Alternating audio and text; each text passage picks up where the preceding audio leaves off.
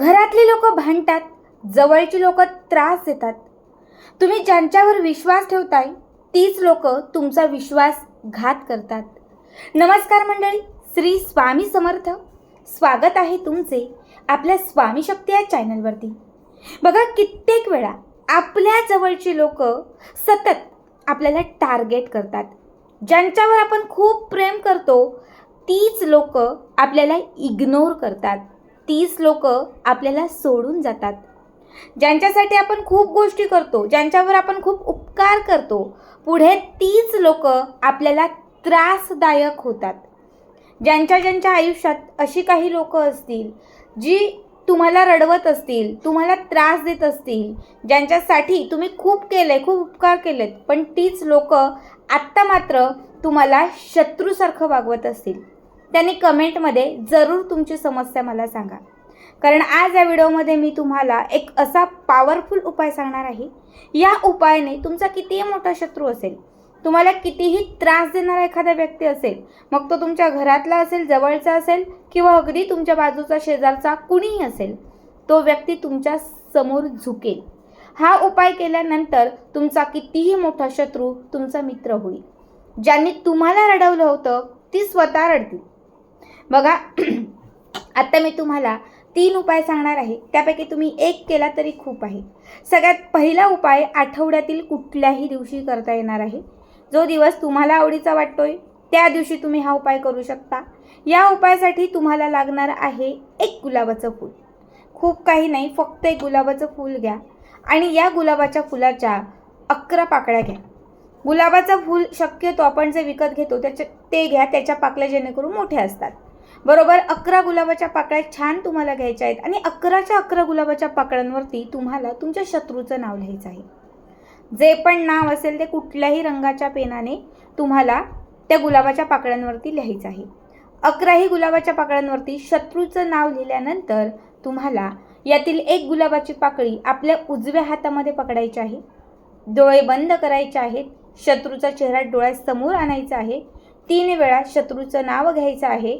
त्याच्या पुढे तुम्हाला वश वश वश एवढंच म्हणायचं आहे. समजा माझा शत्रू माझ्याच घरातला आहे, समजा माझी जाऊ माझी शत्रू आहे आणि तिचं नाव आहे निलिमा, तर मी म्हणणार निलिमा वश वश वश. समजा माझी एखादी मैत्रीण आहे जिचं नाव आहे शैलजा, शैलजा वश वश वश वश. म्हणजे त्या व्यक्तीचं नाव घेऊन पुढे 3 वेळा तुम्हाला वश वश असं म्हणायचं आहे. फुंक मारायचं आहे आणि त्याच्यानंतर ही गुलाबाची पाकळी तुम्हाला एका लाल रंगाच्या किंवा गुलाबी रंगाच्या कापडामध्ये बांधायची आहे. पुन्हा दुसरी गुलाबाची पाकळी घ्या. पुन्हा नाव घेऊन, पुन्हा शत्रूचं नाव घेऊन, पुन्हा वश वश म्हणून पुन्हा ही गुलाबाची पाकळी तंत्रमंत्र करून पुन्हा त्या कापडावरती ठेवा. असे तुम्हाला 11च्या 11 गुलाबाच्या पाकळ्या अभिमंत्रित करून त्या कापडामध्ये एकत्रित बांधायच्या आहेत. कापडाला एक गाठ मारा, छान अशी गाठ मारा आणि ह्या 11 गुलाबाच्या पाकळ्या त्या कापडामध्ये बंदिस्त करा, बांधून घ्या.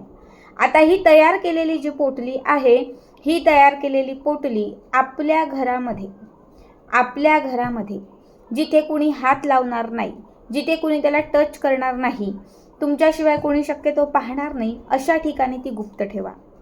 कमीत कमी तुम्हाला 21 दिवस ह्या गुलाबाच्या पाकळ्या त्या कापडात तशाच ठेवायच्या आहेत.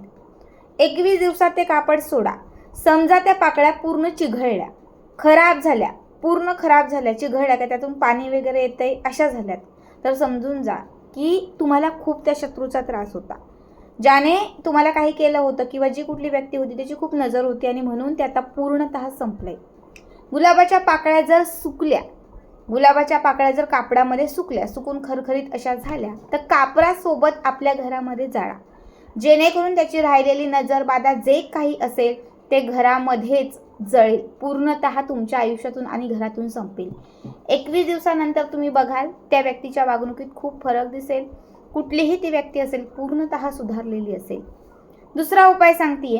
दुसऱ्या उपायासाठी तुम्हाला काय करायचं आहे, तर एक लिंबू घ्यायचा आहे. बघा, वशीकरणासाठी असेल किंवा शत्रुपीडा दूर करण्यासाठी असेल, लिंबाचे तोडगे खूप मौल्यवान मानले जातात. एक लिंबू घ्या. लिंबू स्वच्छ पाण्याने धुवा. खूप पिवळं नको, खूप हिरवं नको, मध्यम असं एक लिंबू घ्या. जे लिंबू घेतलेलं आहे त्या लिंबावरती आपल्या शत्रूचं जे काही नाव आहे ते हळदीने लिहा.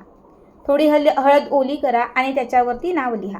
नाव लिहिल्यानंतर हे जे लिंबू आहे, हे लिंबू आपल्या घराच्या चारही कोपऱ्यांना स्पर्श करा. आपल्या घरामध्ये जो दक्षिण भाग आहे त्या दक्षिण भागामध्ये एका लोखंडी भांड्याखाली हे लिंबू रात्रभर ठेवा. शक्यतो हा उपाय कुठल्याही दिवशी करा, पण तो रात्रीच्या वेळी करा. ठीक आहे. शत्रूचं नाव लिहून घरातल्या 4 कोपऱ्यांना स्पर्श करून घराच्या दक्षिण दिशेला एका लोखंडी भांड्याखाली हे लिंबू तुम्हाला रात्रभर ठेवायचं आहे.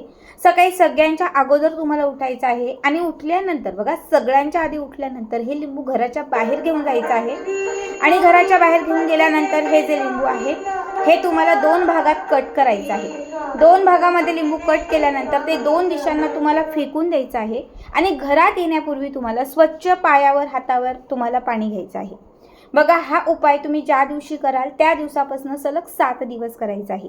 7 दिवस सलग हा उपाय केल्याने कितीही मोठा शत्रू असेल, कुणीही तुम्हाला त्रास देत असेल किंवा कुणी म्हणजे काही असेल, बाहेरील बाधा असेल, काही असेल, तर ती निगेटिव्हिटी, नकारात्मकता पूर्णतः तुमच्या आयुष्यातून, तुमच्या घरातून बाहेर निघून जाईल. जी काही इडापिडा, संकट येत होती, आजार पण होतं, कुणी नजर लावत होती, ते सगळं संपून जाईल. आता तिसरा उपाय सांगते. तिसरा उपाय आठवड्यातील कुठल्याही दिवशी तुम्ही करू शकता. बघा, खूप निगेटिव्हिटी असेल, सतत कुणीतरी त्रास देत असेल, सतत आजार पण असेल, आपल्याला काय करायचं आहे तर एक कणकेचा दिवा बनवायचा आहे. जिथे पांढऱ्या रुईचं झाड असतं म्हणजे सफेद रुई, त्या सफेद रुईच्या झाडाखाली जायचं आहे. तिथे जाऊन शक्यतो संध्याकाळ म्हणजे सूर्यास्तानंतर एक 5-5:30 नंतर तुम्हाला बाहेर जायचं आहे. छान तुम्हाला पांढऱ्या रुईच्या खाली एक हा कणकेचा दिवा जो घेऊन गेलेला आहात तो तुम्हाला तिथे लावायचा आहे, प्रज्वलित करायचा आहे.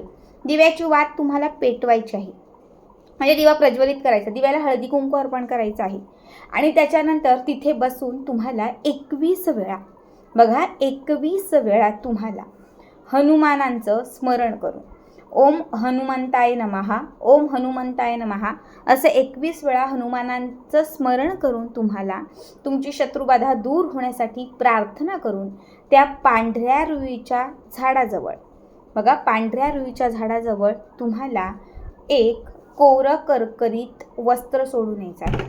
आता कोरं करकरीत वस्त्र म्हणजे काय, तर तुम्ही नुसता एक 10 रुपयाचा रुमाल घेतलात आणि तो सोडलात तरीही चालेल. फक्त तो रुमाल सोडताना शत्रू सोडताय एवढं लक्षात ठेवा की माझा शत्रू मी ते सोडतोय असं वस्त्र सोडण्यामागे एक तुम्हाला त्याच्यामध्ये तेवढं लक्षात ठेवायचं आहे. हा उपाय तुम्ही आठवड्यातून एकदा, महिन्यातून एकदा किंवा फार फार तुम्ही 3-4 महिन्यातून एकदा केला तरीही चालेल. तुम्ही जसा हा उपाय करून याल तसं तुम्हाला अनुभव येईल. जी काही निगेटिव्हिटी आहे, नकारात्मकता आहे, ती पूर्णतः तुमच्या आयुष्यातून आणि घरातून बाहेर निघून जाईल. खूप साधे सोपे उपाय सांगितलेत बघा. यातील एक जरी उपाय केला तरी खूप आहे. शक्य असेल तर अगदी सगळे केलं तरीही चालतील.